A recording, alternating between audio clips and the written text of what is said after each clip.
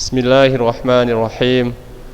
Assalamualaikum warahmatullahi wabarakatuh. Alhamdulillahirabbil alamin. Wassalatu wassalamu ala Rasulillah wa ala alihi wa man wala. Wala haula wala quwata illa billah.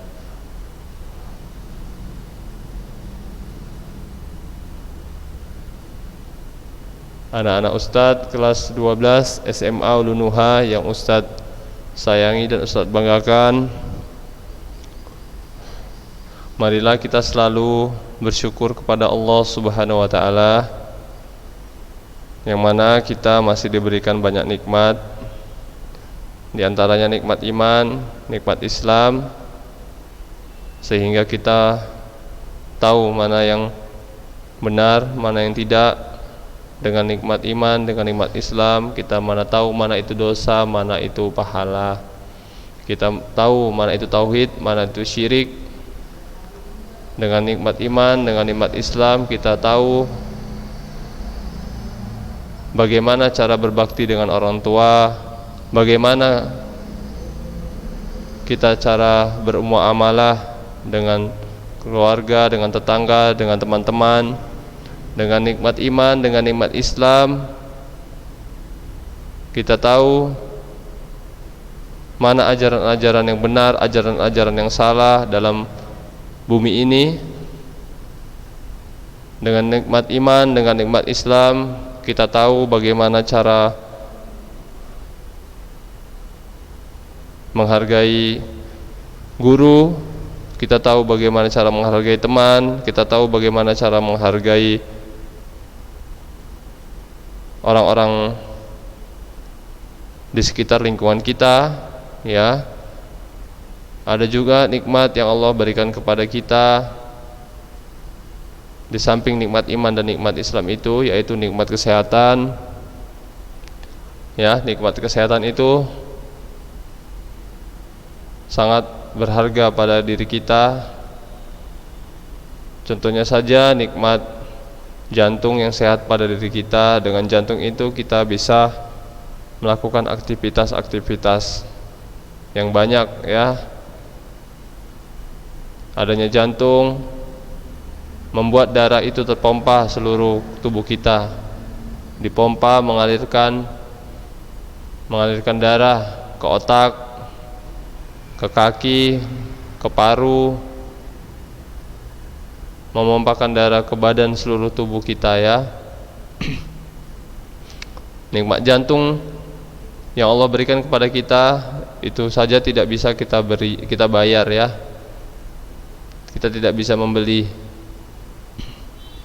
Kalau jantung kita dibeli dengan seseorang dengan harga bumi ini seharga dunia ini dan isi-isinya, maka kita tidak mau menjualnya, ya. Kesehatan itu saja sudah merupakan nikmat yang besar. Belum lagi nikmat-nikmat yang Allah berikan kepada kita. Maka dari itu ketika antum melihat dunia, kenikmatan dunia, maka antum jangan lihat ke atas, ya. Ketika antum melihat ke atas, antum tidak akan puas. Ketika antum melihat orang naik motor, antum iri, ya. Karena antum sekarang masih memiliki sepeda, maka antum berambisi untuk memiliki motor. Nanti antum ketika sudah memiliki motor, antum melihat lagi ke atas ada orang memiliki mobil. Nah, antum terobsesi lagi, antum berambisi lagi untuk memiliki mobil. Antum punya mobil, antum masih melihat ke atas terus, ya. Antum melihat ke atas, antum, ini orang ini memiliki pesawat pribadi, ya. Memiliki pesawat pribadi, antum lagi berambisi seperti itu. Sudah memiliki pesawat pribadi, masih lagi, orang ini memiliki pesawat pribadi, tapi belum memiliki, tapi di atas masih ada orang yang memiliki pabrik pesawat. Nah, antum iri lagi. Tidak ada puas-puasnya kalau dunia ini, ya. Tidak ada puas-puasnya. Sementara kepuasan itu tertutup nanti ketika umur kita sudah berhenti. Padahal angan-angan seseorang itu lebih panjang daripada umurnya. Kita berangan-angan pingin punya ini, punya itu, sementara angan-angan itu sangat panjang. Antum berangan-angan sampai umur sekian, nggak taunya setahun depan udah meninggal, sudah mati, dicabut nyawa kita. Padahal pendek jatah yang diberi Allah, namun kita angan-angan kita panjang sekali, ya. Nah, maka dari itu jangan terlalu kita panjang angan-angan. Lebih bagus panjang angan-angan untuk akhirat. Kalau untuk akhirat tidak apa-apa angan-angan panjang. Kita jadi terobsesi kurang puas dengan akhirat. Nah, itu bagus. Tapi jangan lupa dunia juga, ya. Boleh kita lihat ke atas, tapi jangan lupa lihat ke bawah. Nanti kalau lihat atas terus ada lubang di bawah, tidak tahu, ya masuk lubang kita. Lihat ke atas saja. Leher kan capek kalau lihat ke atas saja kan. Coba antum berjalan kaki, antum lihat ke atas saja, nabrak antum. Nggak tahu di depan ada kereta, di bawah ada lubang, ya. Lihatnya wajar-wajar aja, lihat datar, lihat ke bawah, ya. Kan kalau kita berjalan melihat ke bawah tidak pegel leher itu kan. Tapi coba antum berjalan melihat ke atas, pegel leher kita. Nah, itu tadi ya sedikit arahan dari Ustadz, nasihat Ustadz agar kita selalu bersyukur. Pada materi kali ini kita akan membahas tentang olahraga atletik, ya. Olahraga atletik cabang olahraga jalan, ya.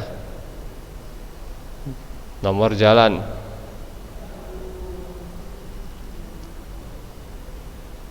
Atletik adalah salah satu cabang olahraga tertua yang dilakukan oleh manusia sejak zaman purba hingga sekarang, karena gerakan-gerakan yang terdapat dalam cabang olahraga atletik seperti berjalan, lari, lempar, dan lompat adalah gerakan yang dilakukan oleh manusia dalam kehidupannya sehari-hari, ya. Olahraga tertua disebut karena ini bukan manusia zaman purba, ya, tapi zaman Nabi Adam, ya. Atletik adalah salah satu cabang olahraga tertua yang dilakukan oleh manusia sejak zaman Nabi Adam hingga sekarang, ya. Bukan zaman purba, ini bohong, ya, bukan, nggak ada manusia purba. Yang ada adalah manusia pertama, manusia mulia, yaitu Nabi Adam. Nabi Adam sendiri kan bisa berjalan, bisa melompat, bisa melempar. Nah, Nabi Adam lah adalah orang pertama yang melakukan olahraga atletik, bukan orang manusia di zaman purba, ya. Ya, kita tidak tahu lah, mungkin istilahnya mereka pada Nabi Adam hidup pada zaman purba, ya. Namun ini konotasinya negatif karena manusia purba itu adalah sejenis monyet, ya. Ini maksudnya adalah sejak zaman Nabi. Kalau Ustadz bilang ini adalah sejak zaman Nabi, yaitu Nabi Adam. Nah, Nabi Adam adalah orang pertama yang melakukan olahraga atletik. Dia berjalan, dia melempar, ya, dia berlari. Nah, itu adalah olahraga atletik. Kemudian perbedaan jalan lari, ya. Kalau jalan, sewaktu kita melakukan jalan, badan kita tidak ada sesaat atau waktu, ya, waktu-waktu di mana badan ini melayang di udara, ya. Pada saat jalan tidak ada tubuh kita melayang di udara, atau tapak kaki kita itu kedua-duanya berada di atas tanah. Tidak ada saat melayang, ya. Salah satu kaki pasti menyentuh tanah, atau kedua-dua kaki, atau salah satu kaki itu menyentuh tanah ketika jalan. Namun ketika lari, waktu kita lari badan kita ada di mana saat-saat melayang di udara, ya. Ada saat-saat tertentu, fase-fase tertentu di mana tubuh kita melayang atau tapak kaki kita kedua-duanya tidak menyentuh tanah. Nah, itu adalah lari. Bedanya lari dengan jalan, ya.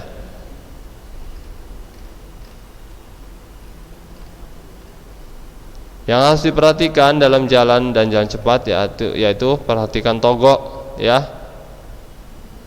Saat bergerak maju, badannya cenderung lebih condong ke depan atau ke belakang. Saat bergerak maju, badannya cenderung lebih condong ke depan atau ke belakang. Oleh karenanya itu, mempertahankan badan tetap tegak dan pundak jangan terangkat pada waktu lengan mengayun, yang berakibat anggota badan bagian atas terasa cepat lelah. Yang B, posisi kepala. Saat pergerakan maju, seorang pejalan cepat sebagian besar menggelengkan kepalanya ke kiri dan ke kanan. Namun gerakan tersebut hendaknya tidak mengganggu lajunya gerak jalan tersebut. Yang C, kaki waktu melangkah. Kaki melangkah lurus ke depan satu garis dengan garis khayal dari badan. Garis khayal maksudnya garis lurus ya. Kita bayangkan aja garis lurus ketika kita berjalan.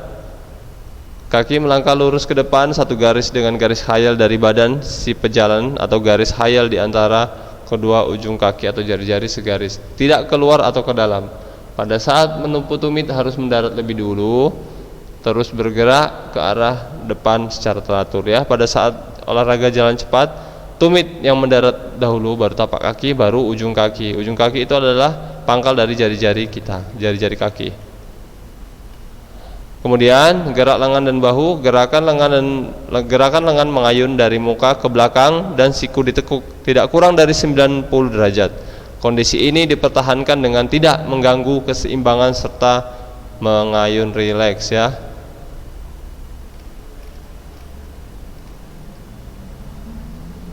Analisis keterampilan gerak olahraga jalan cepat ya.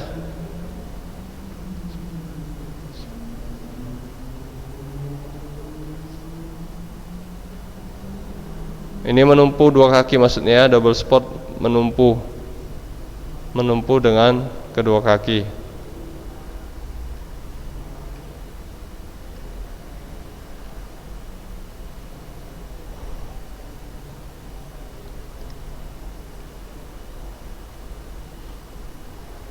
Melakukan teknik jalan cepat. Berikut tahap-tahap keterampilan teknik yang digunakan pada jalan cepat, yaitu ada fase tumpuan kedua kaki, fase tarikan. Ini tarik masuknya adalah ketika mau melangkah kan, ini kan kaki kiri atau kaki kanan ya, melangkah ke depan.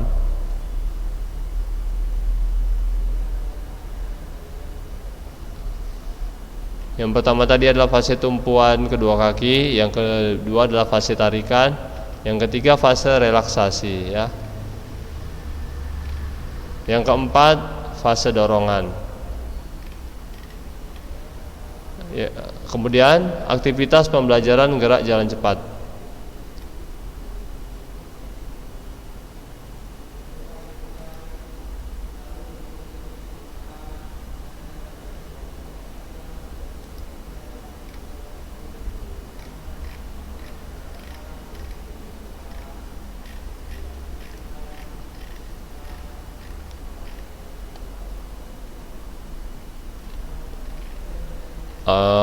Ustaz jelaskan aja yang ini ya.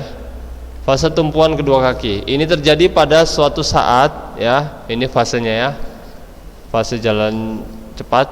Yang pertama fase tumpuan kedua kaki. Ini terjadi pada suatu saat yang sangat pendek, pada saat kedua kaki berada atau menyentuh tanah. Pada saat akhir fase dorong bersama dengan awal fase tarikan ini lebih lama dan menyebabkan gerakan pilin atau berlawanan antara bahu dan pinggul. Kesalahan yang sering terjadi ketika melakukan fase tumpuan kedua kaki jalan cepat adalah sikap badan kaku, langkah kaki footwork yang kurang pas, tergesa-gesa, lutut menekuk, masih terlihat lari, atau ada saat melayang di udara, kaki atau badan kurang rileks dan seimbang dan tidak diikuti gerakan lanjut ya. Kemudian fase tarikan, segera setelah fase terdahulu selesai, gerak tarikan mulai. Ditarik ini ya, kakinya ini ya ke depan. Ini dilakukan oleh kaki depan akibat dari kerja tumit dan inersia dari titik gravitasi badan. Fase ini selesai apabila badan di atas kaki penopang. Kesalahan yang sering terjadi ketika melakukan fase tarikan jalan cepat adalah sikap badan kaku, langkah kaki atau footwork yang kurang pas, tergesa-gesa, langkah kecil-kecil, masih terlihat lari, atau kaki badan kurang rileks dan seimbang dan tidak diikuti gerakan lanjut. Kemudian fase relaksasi. Ini adalah fase tengah antara selesainya fase tarikan dan fase dan awal dari fase dorongan kaki. Pinggang ada pada bidang yang sama dengan bahu, sedang lengan adalah vertikal dan paralel di samping badan. Kesalahan yang sering terjadi ketika melakukan fase relaksasi jalan cepat adalah sikap badan kaku, langkah kaki footwork yang kurang pas, tergesa-gesa, masih terlihat lari, atau kaki atau badan kurang rileks dan seimbang, tidak diikuti gerak lanjut. Kemudian yang D, fase dorongan. Bila fase terdahulu selesai dari bila titik pusat gravitasi badan mengambil alih kaki tumpu, kaki yang baru saja menyelesaikan gerak tarikan mulai mengambil alih gerakan dorongan, sedangkan kaki yang lain bergerak maju dan mulai diluruskan. Ada jangkauan gerak yang lebar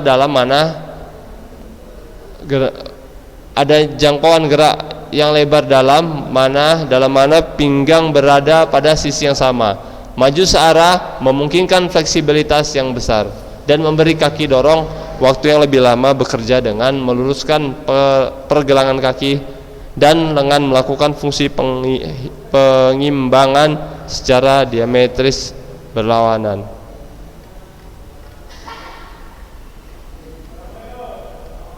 Kesalahan yang sering terjadi ketika melakukan jalan cepat adalah sikap badan kaku, footwork lambat, ya, footwork gerakan kaki ya.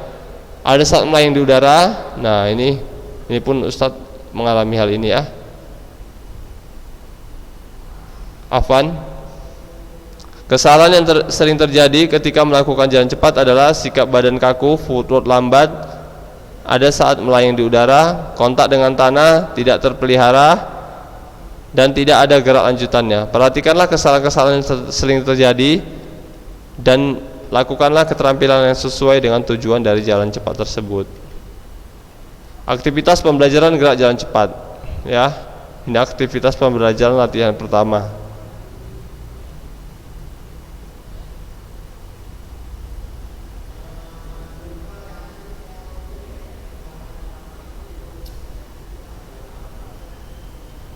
Aktivitas pembelajaran gerakan jalan cepat. Yang pertama, aktivitas pembelajaran latihan pertama, belajar natural atau alami ya. Berjalan alami ya. Berjalan dengan tempo semakin meningkat, jangan berubah menjadi berlari. Melangkah dengan nyaman dan berjalan tinggi dengan satu irama yang halus minimal 100 meter. Susunlah rencana perbaikan dari aktivitas yang baru saja dilakukan, baik sendiri, bersama teman atau guru ya. Ini dilakukan di sekolah, di kelas ya. Tidak usah Ustaz jelaskan lah ya. Ini aktivitas pembelajarannya harus dilakukan di sekolah sebenarnya ya. Nah, namun antum baca-baca saja ya. Antum baca, karena waktu yang diberikan oleh Ustaz sangat sedikit ya. Kalau Ustaz jelaskan semua nanti waktu kita tidak cukup.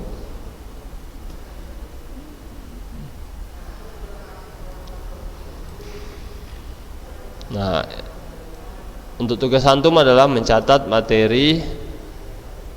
Bukan mencatat materi. Tugas antum adalah antum melakukan gerakan jalan cepat menggunakan sepatu. Antum kirim videonya dari start sampai finish. Minimal ukuran jaraknya adalah 100 meter ya. Kemarin sprint udah suruh tugas juga, tidak antum kerjakan sekalian ya. Video antum melakukan lari sprint. Kemudian yang kedua kemarin soalnya adalah bagaimana taktik antum ketika bagaimana strategi dan taktik antum ketika antum akan bertanding lari sprint ya. Apa strategi dan taktik antum agar antum memenangkan olahraga lari sprint tersebut ya. Misalkan antum minggu depan melakukan lari sprint, perlombaan antar SMA sekota Medan, antum mewakili Ulunuha ya. Antum strategi dan taktik apa yang antum lakukan? Misalkan antum adalah kontingen yang dikirim dari Ulunuha ya, atlet yang dikirim dari Ulunuha. Kemudian kirim video antum sedang melakukan latihan lari sprint ya. Itu tugas seminggu kemarin. Tugas minggu saat ini adalah sekarang antum membuat video ya, satu video, kirim ke WA Ustadz, antum melakukan gerakan jalan cepat ya, finish ke start jaraknya adalah 100 meter ya. Itu tugasnya. Jadi tugasnya ada 2. Dikumpul paling lama Sabtu besok pukul 5 sore. Ya.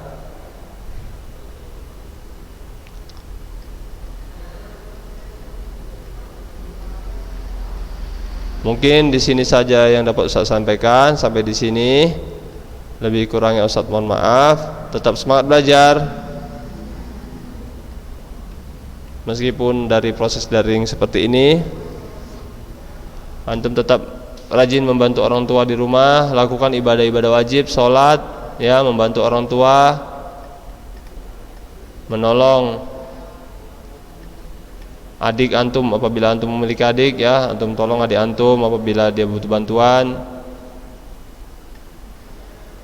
menolong tetangga apabila ada perlu bantuan, ya, antum jauhi maksiat-maksiat.